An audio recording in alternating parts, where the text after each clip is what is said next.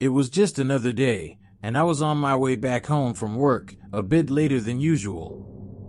I tend to be a bit of a procrastinator, always starting slow and then hustling to meet deadlines. The highway I usually took home was usually pretty busy, but that evening, it was eerily empty. No other cars or trucks in sight, just me on that long stretch of road. I was frustrated with work, and then out of nowhere, a small car zipped by me at a mind-boggling 90 miles per hour. I thought for a moment that it might crash into me, but it missed by a hair. This sudden shock made my temper flare, and I decided to give the reckless driver a piece of my mind. I sped up to catch up with the car. As I pulled alongside the car, I realized that it was in rough shape, and I hadn't remembered it correctly. But I was already determined to vent my frustration, so I glanced over. That's when I saw it, a little boy frantically knocking on the window, screaming for help. In an instant, a man in the car's back seat punched the child in the head, and he went limp. I couldn't believe my eyes. My heart raced, and I struggled to make sense of the situation.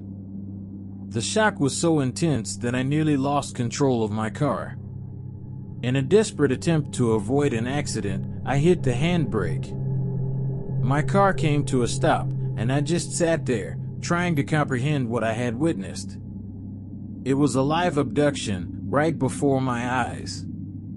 I knew I had to do something. With trembling hands, I dialed 911, praying that the police station wasn't too far from where I was. When the officer answered, I was still in shock, my words stumbling out of my mouth incoherently. The police officer managed to calm me down and asked for a concise explanation of what I had seen. I tried to convey the horrifying scene as best as I could. The officer pressed me for details about the car's make and license plate numbers. Regrettably, I couldn't recall any. Frustration and helplessness washed over me. The officer then made an impossible request: follow the car discreetly so they could spot it with my vehicle behind it. I hesitated for a moment, but my desire to help that terrified child overcame my fear, and I agreed without much thought. I hit the gas and sped off at 130 miles per hour, fully aware that the chances of finding the car again were slim. But fortune favored me. Just a few miles ahead, I spotted the car I'd been chasing. It began to slow down, as if the occupants intended for me to pull up next to them. With adrenaline pumping, I accelerated and overtook them. As I drew close, the man in the back seat flung a brick at my car. Fortunately, it missed, but the threat sent me into a panic. A few miles down the road, I saw the flashing lights of police cars approaching. After a brief chase, they managed to catch the criminals and rescue the little boy. Seeing the child in such a terrible condition broke my heart. He had been badly beaten, and I couldn't help but think that if I hadn't let my anger get the best of me and noticed the boy in the back seat, he might have suffered far worse. The relief of having played a part in saving that child's life mixed with the anger I felt toward those heartless abductors. In the end, I learned two important lessons that day. First, never let anger and frustration cloud your judgment.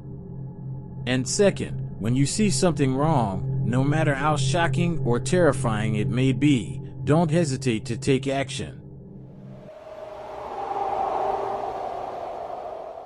It was a long-awaited week off from my job at the car manufacturing company, a job I'd always dreamed of having.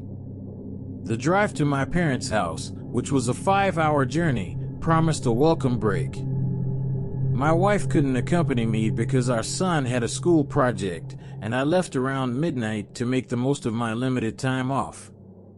The highway was bustling, and as I cruised at 70 to 90 miles per hour, sipping on coffee, and listening to Eminem's The Eminem Show, I couldn't help but feel excited about reuniting with my parents after a long time.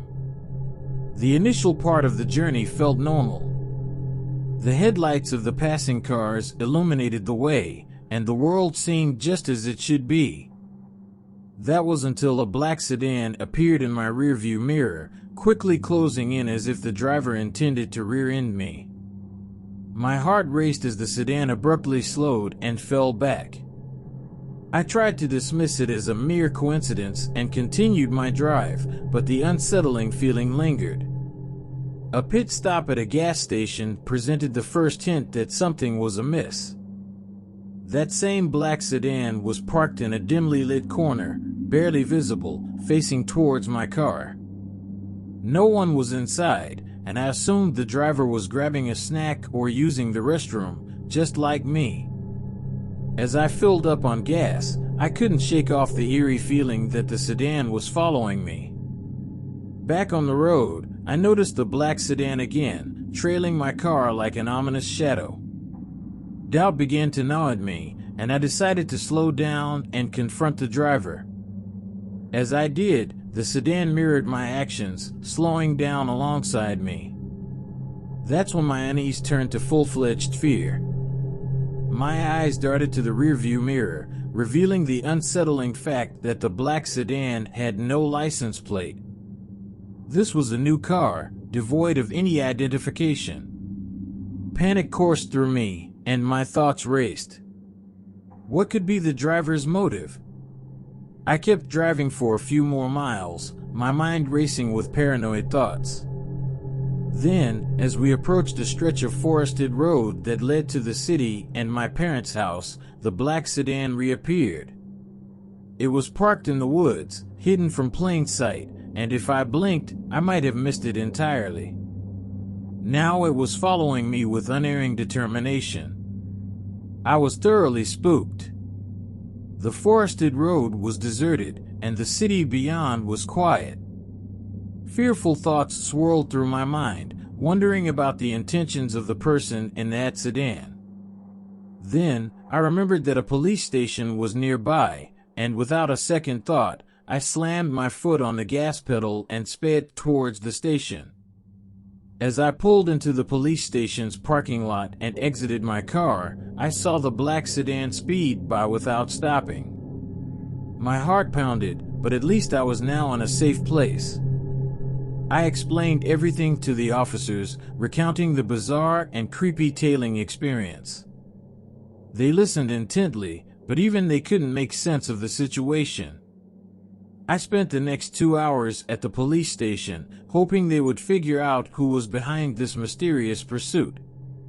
The night seemed to stretch on forever, but as the first rays of dawn broke, I was allowed to leave. My nerves were still frayed, and I couldn't shake off the sense of dread that had settled in my chest. To this day, I ponder the motives of the person in that black sedan.